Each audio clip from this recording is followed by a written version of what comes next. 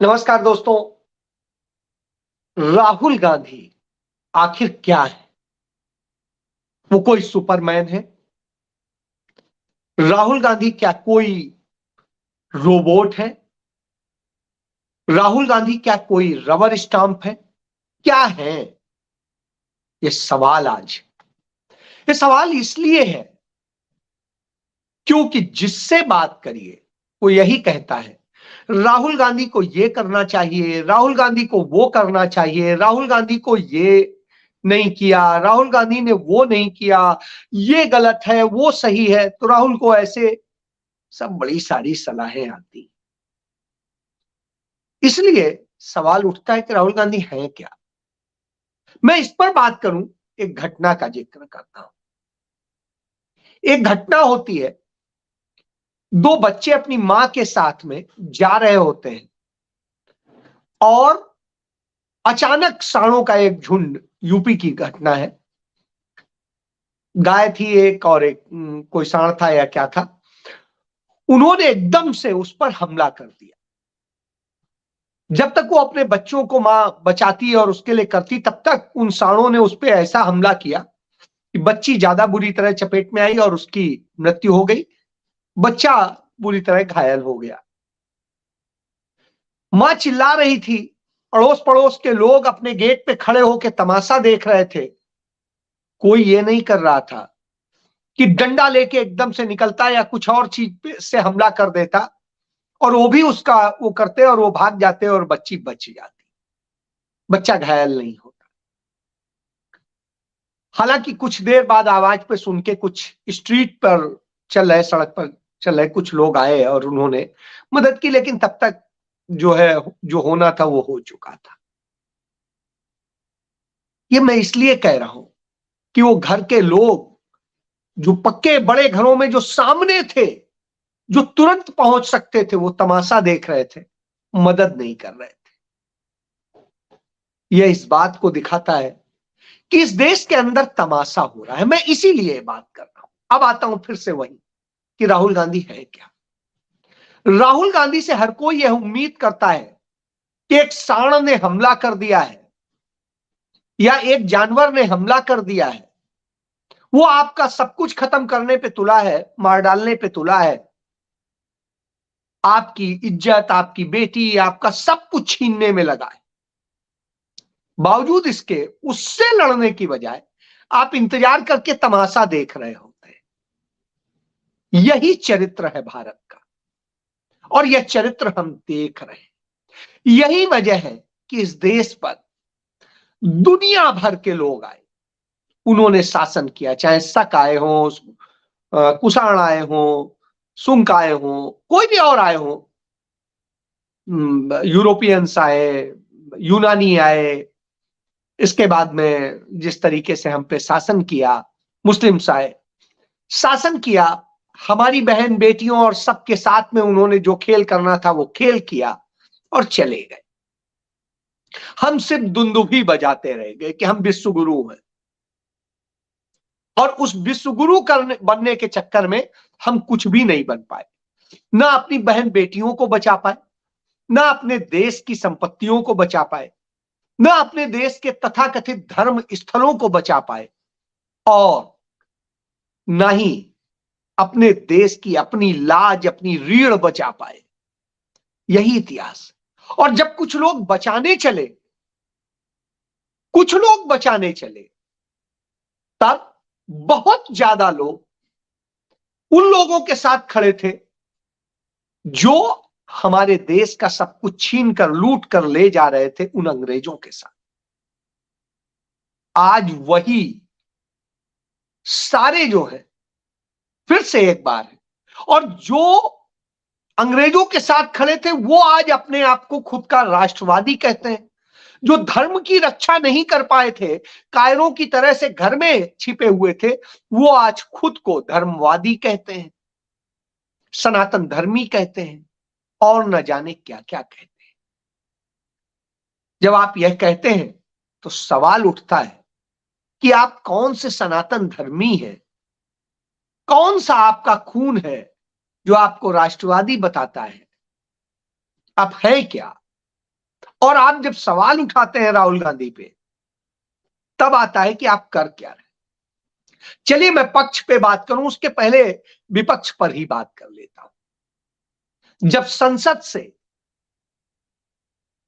150 सांसद, हमारे 146 सांसद निकाल दिए गए, तो इस देश में, पूरे देश भर में, चाहे कांग्रेस छोटी स्थिति में हो, बड़ी स्थिति में हो, राहुल गांधी और मल्लिकार्जुन खड़गे के नेतृत्व में पूरे देश भर में उसने प्रदर्शन किया।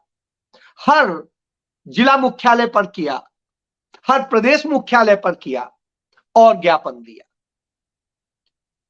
दिल्ली में युवक कांग्रेस हो, महिला कांग्रेस हो या संसदीय दल हो, सबने प्रोटेस्ट किया। हां, सांसदों के प्रदर्शन के दौरान जो सांसद निकाले गए थे वो जरूर साथ में प्रदर्शन में शामिल हुए, उनमें भी सभी नहीं शामिल हुए, कुछ शामिल हुए। तो यह स्थिति है। क्या अखिलेश यादव से किसी ने सवाल किया कि आपने पूरे उत्तर प्रदेश में कहीं प्रोटेस्ट किया क्या? क्या नीतीश कुमार से किसी ने सवाल किया कि आपने क्या प्रोटेस्ट किया पूरे बिहार में? क्या किसी ने ममता बनर्जी से सवाल किया कि आपने पूरे पश्चिम बंगाल में कहीं पर प्रदर्शन किया क्या? क्या आपने शिवसेना से यह पूछा, एनसीपी से पूछा कि आपने क्या प्रदर्शन किया? और इसी तरीके से आप जिन्हें भी आप विपक्ष समझे, दिल्ली की सत्ता में और पंजाब की सत्ता में बैठे अरविंद केजरीवाल से आपने पूछा कि क्या आपने लोकतंत्र की इस होती हत्या पर प्रदर्शन किया क्या? तो जवाब आएगा नहीं, किसी ने नहीं किया, सिर्फ कांग्रेस ने किया। और कांग्रेस पार्टी ने पूरे देश भर में राज्यपालों को ज्ञापन दिया, जिला स्तर पर डिस्ट्रिक्ट मजिस्ट्रेट्स को ज्ञापन दिया। क्यों भाई? राहुल गांधी पैदल चलेंगे, 4000 से अधिक किलोमीटर पैदल चल चुके हैं, और उसके बाद में अब उनसे उम्मीद की जाती है कि वो दूसरी जो भारत न्याय यात्रा करेंगे और उसके जरिए मजबूत करेंगे विपक्ष को, माहौल बनाएंगे, लोगों को समझाएंगे। आपने कभी सवाल किया, जिस मीडिया को स्थायी विपक्ष कहा जाता था पिछले 10 साल से, क्या वो स्थायी विपक्ष है या वो सरकार का भोंपू बन गई है, भाड़ बन गई है? क्या आपने सवाल किया कि जब कांग्रेस सत्ता में थी तो जो जो कठोर सवाल कहे जाते थे, पूछे जाते थे, उनका 10% भी सवाल पूछे गए? जो इन्वेस्टिगेटिंग रिपोर्टिंग होती थी, क्या वो हो रही है? तो आपको जवाब आएगा नहीं, कुछ नहीं हो रहा है। ना कोई प्रदर्शन कर रहा है, ना कुछ कर रहा है, ना सड़क पे। आप मुझे बताइए, अखिलेश यादव पिछले 10 सालों में एक बार भी सड़क पर उतर के क्या प्रदर्शन करते आपको दिखाई दिए हैं मोदी सरकार के खिलाफ? यदि आप एक दिखाएंगे, एक बताएंगे, तो मैं समझ लूंगा हां, बहुत बेहतरीन काम हुआ। क्या नीतीश कुमार ने 10 साल में एक बार भी नरेंद्र मोदी सरकार के खिलाफ प्रदर्शन किया है?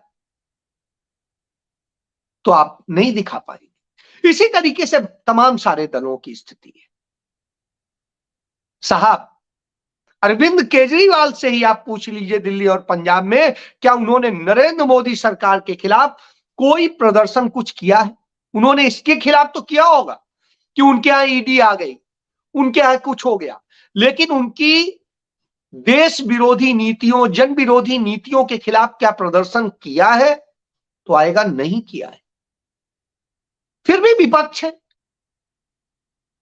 और फिर भी दम भरते हैं कि साहब हम पे इसलिए कार्रवाई हो रही है क्योंकि हम विपक्ष हैं। सब विपक्ष की भूमिका किसने अदा की है? भाई, राज्य में ठीक है आप, लेकिन जहां आपको केंद्र के खिलाफ करनी है और जनता के मुद्दों को लेके करनी है, अपने मुद्दों को लेके नहीं, वहां किया। दिल्ली में 5,000 लोगों के घर तोड़ दिए गए। डीडीए ने तोड़े क्योंकि दिल्ली सरकार ने उन्हें जहां पर झुग्गी वहीं घर देने की योजना पर उन्हें शामिल नहीं किया था। साहब, उस पे तो अरविंद केजरीवाल नहीं बोलेंगे, वो तमाम सारे अन्याय पे नहीं बोलेंगे, लेकिन यहां जरूर बोलेंगे। तो जब ये होता है तो साहब राहुल गांधी ही करेंगे। राहुल गांधी ही बोले जब देश से, संसद से निकाल दिए जाए सांसद। राहुल गांधी ही बोले जब पेट्रोल डीजल सब इतना महंगा हो जाए। राहुल गांधी ही बोले जब तमाम जांच एजेंसियों और संवैधानिक संस्थाओं का दुरुपयोग हो रहा हो। राहुल गांधी ही बोले जब बिल्किस बानो के साथ अन्याय हो रहा हो और गुजरात में जाके चुनाव लड़ने वाले अरविंद केजरीवाल से जब इस पर सवाल कर दिया जाए, आम आदमी पार्टी के नेताओं से कर दिया जाए, तो मुंह में ताला डालने वो कहते नहीं, इस पे तो कोई बात नहीं हो। लेकिन राहुल गांधी, प्रियंका गांधी या कांग्रेस पार्टी पूरी तरीके से बोले हो और उनके मुकदमा लड़ने में भी मदद करें। तो साहब ये है क्यों? क्योंकि तब तो वो कट्टर हनुमान भक्त, कट्टर श्री कृष्ण भक्त और कृष्ण भक्त के साथ साथ कृष्ण के वंशज भी बन जाते हैं। तो यह स्थिति होती है। इसके बाद जब चीन हमारी जमीनों पर कब्जा कर ले, हमारे सैनिकों को मार डाले, तब ये सारे दल मौन साध लेते हैं। ये सारे दल मौन साध लेते हैं जब तमाम महिलाओं पे अत्याचार होते हैं। ये तमाम दल तब मौन साध लेते हैं, कोई प्रदर्शन नहीं करते जब युवाओं के रोजगार छीने जाते हैं, अग्निवीर बना दिए जाते हैं।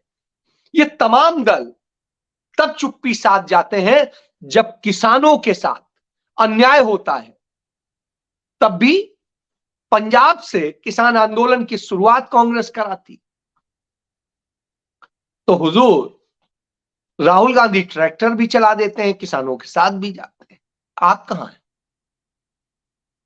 तो सिर्फ राहुल गांधी ही लड़ाई लड़ेंगे और उसके बाद सारे सवाल राहुल गांधी से होंगे कि आपने ऐसा क्यों नहीं किया, ऐसा क्यों किया, आप ये क्यों कर रहे हैं, कैसे कर रहे हैं। आपने क्या किया?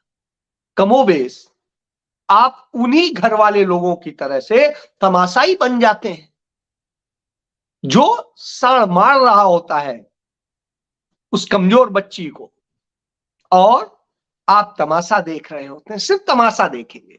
ये भी मदद नहीं कर सकते कि उस महिला को एक लाठी ही फेंक के दे दें, डंडा ही फेंक के दे दें, कोई रॉड दे दे।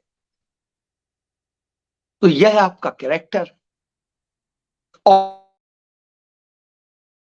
वादी बन जाएंगे आप, जाने कौन वादी बन जाएंगे। आप राम की बात करेंगे। जब आप राम की बात करते हैं तो राम है कौन? पहले तो ये जानिए, एक दशरथ पुत्र राम है और एक कण कण में बसे राम है, हर दिल में हर जगह बसे राम है। तो आप किस राम को मानते हैं? दशरथ पुत्र को। और ये दशरथ पुत्र को मानते हैं तो जिस आधार पर आप सनातन धर्म का डंका पीटते हैं, तो सनातन धर्म के सर्वोच्च शीर्ष पर बैठे शंकराचार्यों की बात क्यों नहीं सुनते हैं? उनकी बातें आपको खराब लगती हैं, उन्हें आप गाली देने लगते हैं। और वैसे आप धर्म की पताका की बात करते हैं, हिंदू जाग गया है बताते हैं। तो यह स्थिति है। यह स्थिति वही वैसे ही बिल्कुल बताती है जैसे महाभारत काल में शांतनु के पुत्र विचित्रवीर, वो संतान उत्पन्न नहीं कर पा रहे थे।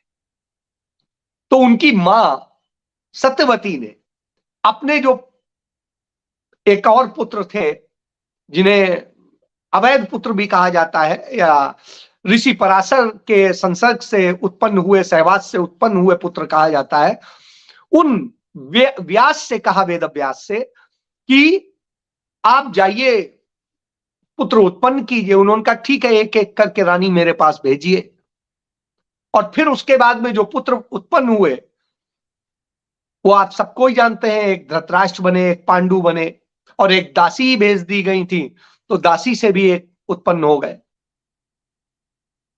और सबको उन्होंने कैसे बुलाया था यह भी उसमें वर्णित है कि सभी तीनों रानियों को अपने पास नग्न बुलाया था। इसलिए एक रानी ने तो शर्म के मारे आंखें बंद कर ली, एक ने अपने कुछ और लगा लिया, इसलिए उनके वो रोग हो गया, उनके वो अंधे हो गए, और एक हंसते हुए गई तो उनके जो पुत्र हुए वो साहब विद्वान हो गए। तो वो स्थिति है। तो चलिए, अब राजा का ही पुत्र राजा होता है कहते हैं, तो अब राजा भले पुत्र पैदा कर पाए या न कर पाए, तो जो हुआ वो हम सब ने देखा, लेकिन आप पुत्र थे। इसी तरीके से दशरथ पुत्र नहीं उत्पन्न कर पा रहे थे, तो दशरथ को कैसे पुत्र उत्पन्न हो, तो कहा आप अपनी तीनों रानियों को आश्रम लेके गए और वशिष्ठ जी ने उनको तीनों रानियों को फल खिलाए। अब जो भी फल हो सकते हैं, दवाएं भी हो सकती हैं, जो भी चीज कहिए, जिस रूप में भी ले लीजिए, और उस फल के उपरांत उनके पुत्र उत्पन्न हुए, एक के राम हुए, एक को कुछ हुए, एक को कुछ हुए। तो इस तरीके से, और उन पुत्रों में से हम तमाम लोगों को तमाम तरह से देखते हैं। तो जब हम धर्म की बात करते हैं, तो धर्म के तमाम सारी चीजों को, तो क्या हम सिर्फ तमाशाई बने देखते रहेंगे कि हाँ पुत्र कोई दूसरा ही आके उत्पन्न करेगा हमारे? तो अब राहुल गांधी जाके पुत्र भी उत्पन्न करेंगे, राहुल गांधी जाके लड़ाई भी लड़ेंगे, राहुल गांधी ही आपको सत्ता में बैठाएंगे, राहुल गांधी ही विपक्ष बनेंगे, और राहुल गांधी सब कुछ करेंगे। तो यदि राहुल गांधी इस कराना है तो फिर तो बात अलग हो गई। आप उसमें क्या सहयोग कर रहे हैं? क्या आप वह चीजें लेने आ रहे हैं, वो साधन लेने आ रहे हैं, वो चीजें करने आ रहे हैं? उसमें क्या सहयोग कर रहे हैं? क्या आप उस लड़ाई में कंधे से कंधा मिला के चल रहे हैं? यदि आप कहते हैं लोकतंत्र की लड़ाई है, विचारों की लड़ाई है, विचारधारा की लड़ाई है, तो आप कहां खड़े? कांग्रेस तो लड़ रही थी, मध्य प्रदेश में भी लड़ी, छत्तीसगढ़ में भी लड़ी, राजस्थान में भी लड़ी, मेघालय में भी लड़ी, और तेलंगाना में भी लड़ी। लेकिन यही तीनों दल, आम आदमी पार्टी केजरीवाल, समाजवादी पार्टी अखिलेश यादव, और जेडीयू नीतीश कुमार, उन्हीं राज्यों में चुनाव लड़ने पहुंच गए, और चुनाव लड़के उन्होंने चंद चंद परसेंट वोट लेके, पॉइंट में 0.0 ये 0.0 ये 0.0 ये वोट लेकर के नुकसान किसको पहुंचाया? कांग्रेस पार्टी को। और उस नुकसान का असर यह हुआ कि कांग्रेस पार्टी सत्ता में नहीं आई। वो भाजपा से नहीं लड़ रहे थे, कांग्रेस से लड़ रहे थे, कांग्रेस को हरवाने का काम किया। तो साहब, जब आप ये करते हैं और उसके बाद में लोकतंत्र की बात करते हैं, और जब लोकतंत्र, देश का लोकतंत्र बचाने की बात आती है, तो आप नहीं, हम तो इतनी सीटों पे लड़ेंगे, हम इतनी सीटों पे लड़ेंगे, हम इतनी पे लड़ेंगे, तो आप सौदेबाजी में लग जाते हैं। और फिर भारतीय जनता पार्टी जैसे फांसीवादी संगठनों को यह मौका मिलता है कि वो बताएं कि हाँ साहब, ये तो एका हो नहीं पा रहा, और तमाम ब्यूरोक्रेट्स और पूर्व ब्यूरोक्रेट्स इस प्रचार अभियान को गति देने लगते हैं कि नहीं नहीं, ये तो अब कुछ नहीं है, कुछ नहीं होगा, आएगा तो मोदी। और मीडिया उसको गुणगान करता है तमाम लोगों के मुंह से। तो यही तो खेल चल रहा है। इस खेल को बदलना है और जीतना है, तो राहुल कौन है यह समझना हो। राहुल गांधी तभी सुपर हीरो बन सकते हैं जब आप उनके साथ खड़े होंगे, तब वो आपको रिजल्ट देंगे, लोकतंत्र बनाएंगे। अन्यथा आप 30 रुपया का पेट्रोल खरीदने का इंतजार करते रहिए, डॉलर के जो है घटने का इंतजार करते रहिए, और डबल पे हो ही जाता है, तो आप इस चीज के तमाशे देखते रहिए और लुटते रहिए। और भारत सरकार क्या करेगी? नरेंद्र मोदी सरकार 12 टन सोना बेच देगी। साहब, चंद्रशेखर ने तो 80 टन सोना गिरवी रखा था, इन्होंने तो बेच दिया। और इसके बाद भारत पर कर्ज 205 लाख करोड़ का हो जाएगा। तो आप समझिए कि किस तरीके से देश को बर्बाद किया जा रहा है, खोखला किया जा रहा है, और आपको तमाशा दिखाने के लिए चंद रोड चिकना दिए जाते हैं जो कारपोरेट के फायदे के लिए बनाई जाती हैं। आपको तमाम सारी चीजों की कीमत के साथ तो आपसे पैसा वसूला जाता है और आप वाहवाही करते हैं। तो साहब 1100 रुपए का सिलेंडर आपको मुबारक। उसके बाद आप महंगाई रोते रहिए, सब कुछ रोते रहिए। तो देश को बचाना है तो आपको पहचानना होगा, आना होगा, मदद करनी होगी, नहीं तो ये ढिंढोरा पीटना बंद कर दीजिए। जय हिंद।